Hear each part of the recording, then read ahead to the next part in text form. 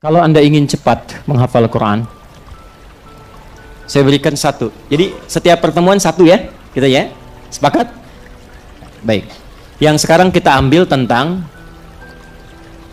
bagaimana mengatasi keterlambatan dalam hafalan. Pernah merasakan ini enggak? Belum saya sampaikan, bagaimana bisa pernah? Ya sudah, karena sudah tahu semuanya, saya tutup saja. Pernah merasakan ini enggak? Ya, waktu menghafal orang lain cepat, ini kok saya satu ayat lama gitu, ya kan? Padahal udah diulang-ulang gitu kan? Ulang. Orang lain 10 menit hafal, saya sehari belum hafal gitu. Bukan saya, ada yang belum hafal gitu kan sehari. Ada pernah begitu? Baik. Tapi yang menarik, ada yang sehari, semalam Dr. Daul punya saudaranya, itu satu hari Ali Imran hafal dalam sehari. Ada yang demikian. Kalau kita di karantina lebih dahsyat lagi. Ada dari 0, 30 hari itu bisa khatam Quran 30 juz. Ada yang sehari 2 juz hafal Quran. Ya, lebih dahsyat lagi. Nah, saya ingin masuk kepada yang satu dulu, yang lambat dulu. Begini. Lambat itu dalam pandangan manusia. Dari kitanya, sudut pandang manusianya. Kalau ingin menghafal Quran, maka keluarkan semua petunjuk hadisnya, termasuk ayat Qurannya. Di antara petunjuk itu mengajarkan pada kita demikian.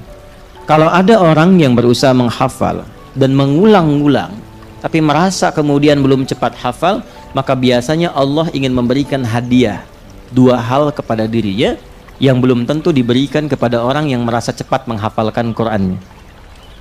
Apa 2 hadiah itu? 1,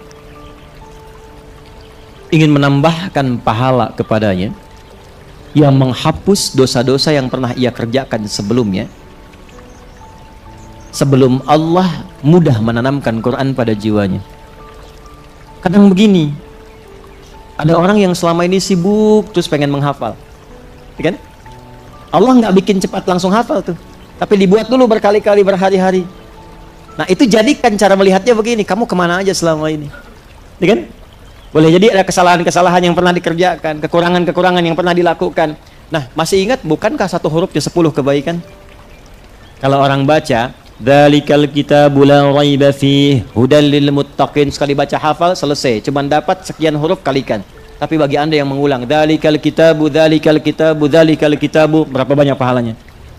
La raiba fi la raiba fi. Jadi singkatnya, kalau ada ayat yang sedang Anda hafalkan, merasa kurang cepat dihafalkan, boleh jadi bukan karena kurang cepatnya, karena inginnya Allah melimpahkan pahala dulu pada Anda sebelum memudahkan Anda menghafalnya.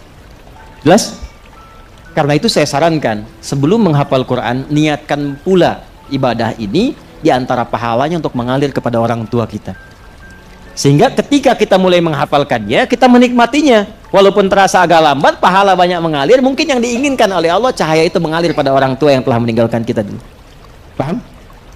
2, Allah menginginkan kita lebih kuat mendapatkan ayat yang dihafalkan itu, bukan sekedar hafal sesaat dan berikutnya hilang.